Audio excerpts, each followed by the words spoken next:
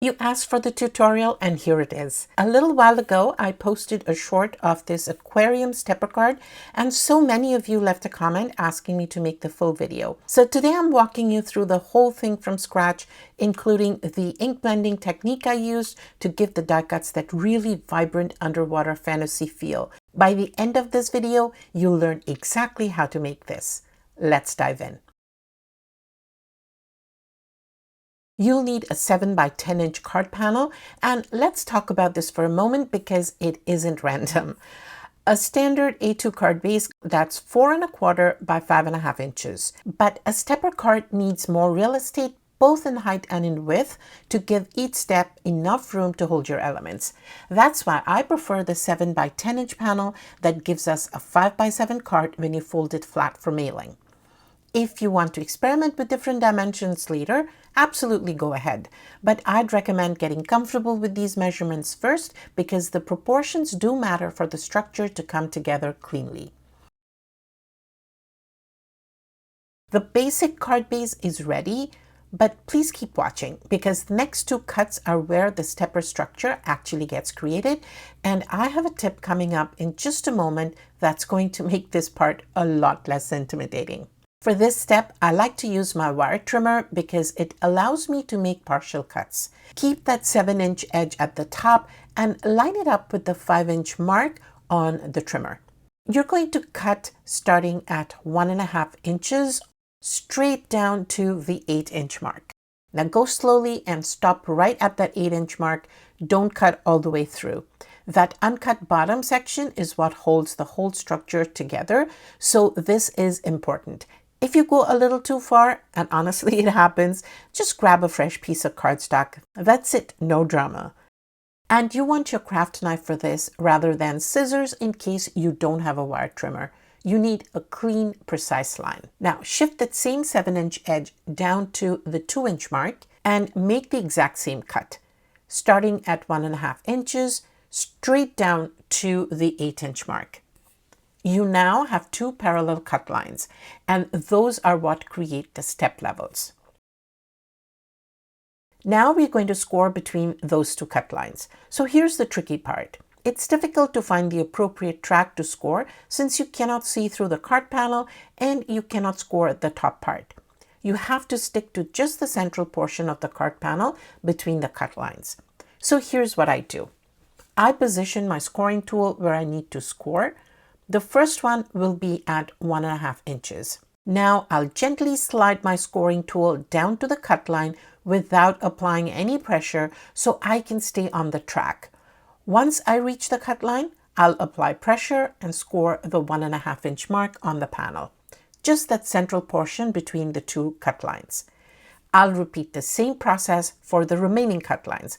I'll find the scoring groove and gently slide my scoring tool down to the cut line before applying pressure. If you have trouble with this method, you can position a ruler right next to the notch where you have to score and use that as a guide, but be sure to hold the panel down firmly so it doesn't shift and throw the measurements off. Now rotate your panel and score at 2 inches and at 3½ inches. I always like to slow right down while working through the scoring process.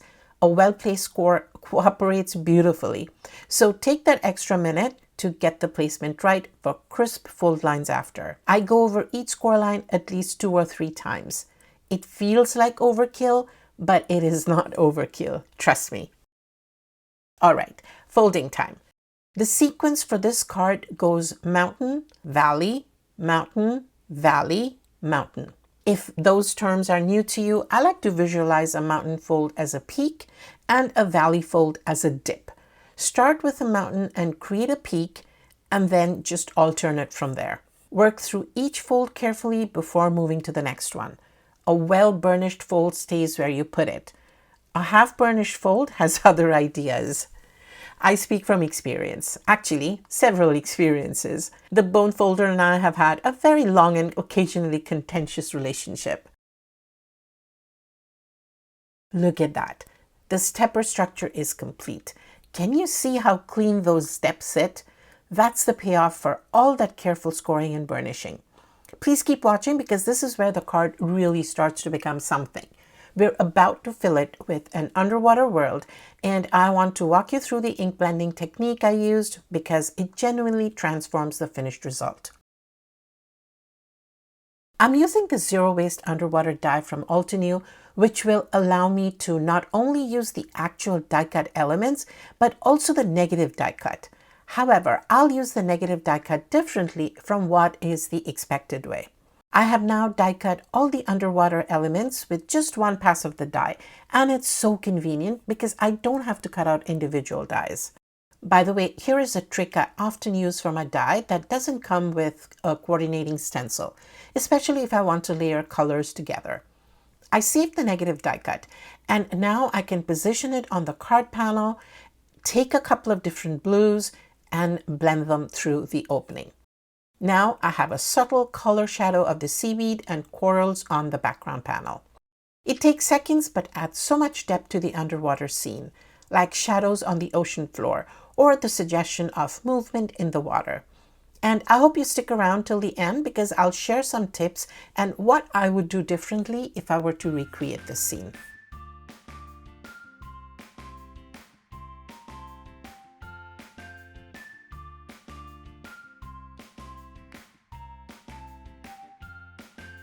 Now, before I show you the ink blending, I want to talk about the color palette for a moment because my color choices for this card were very deliberate.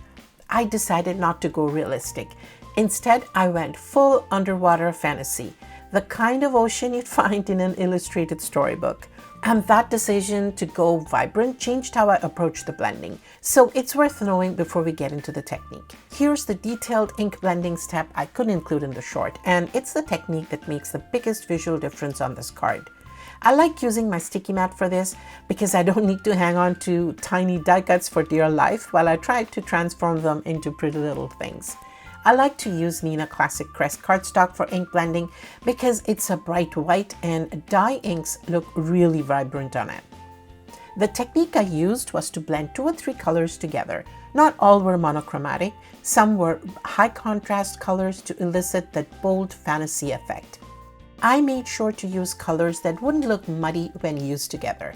And if you're looking for ideas for ink blending, I have a series of videos I made a couple of years ago with some basic principles and color theory to follow, and I'll be sure to link the video in the description in case you're interested.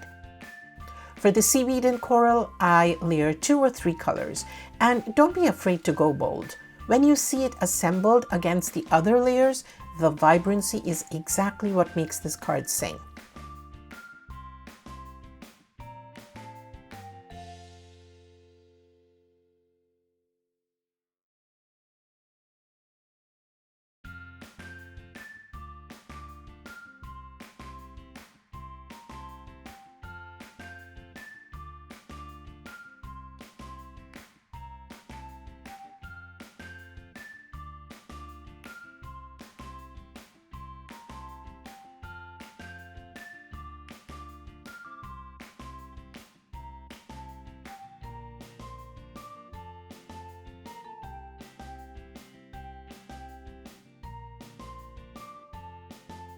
For the jellyfish, I barely added a touch of the residual color I had left on my blending brush so it would have a glowing effect.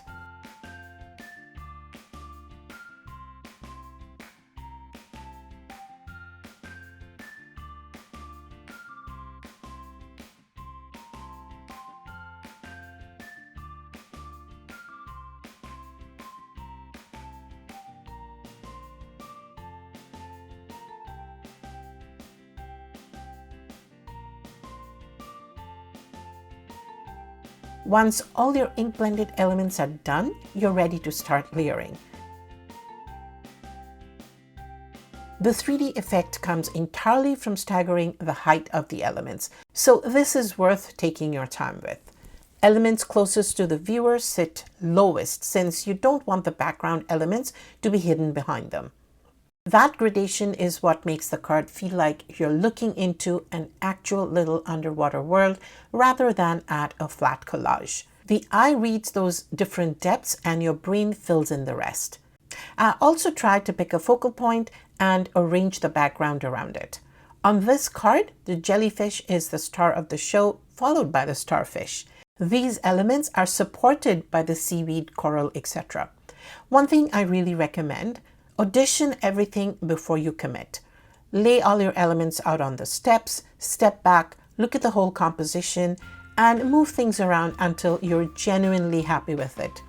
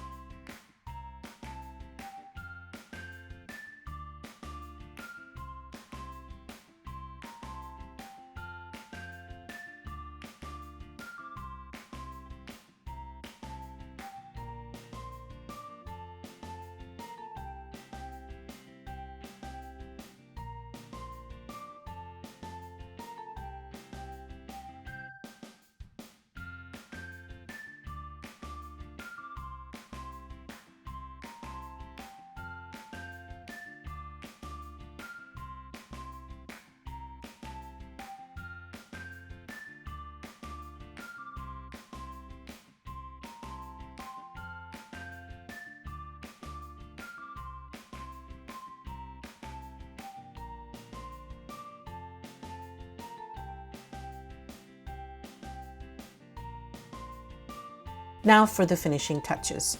I'm adding a few bubbles that also came from the zero waste die, and I'll add a touch of glitter to all of the elements for extra sparkle.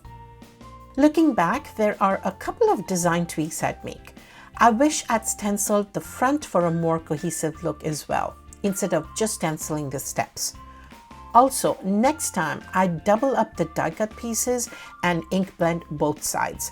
That way the elements will be sturdier and the colors would show beautifully from any angle. The colors on both sides wouldn't exactly match up since I'm not using a stencil, because that wouldn't really matter because it creates a very, very dynamic display.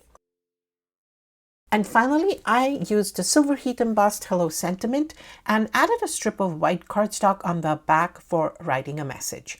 All the glitter accents really make the elements shine. I love how it turned out. From the front, it looks stunning and makes a beautiful display piece. A tiny underwater world that folds completely flat for mailing.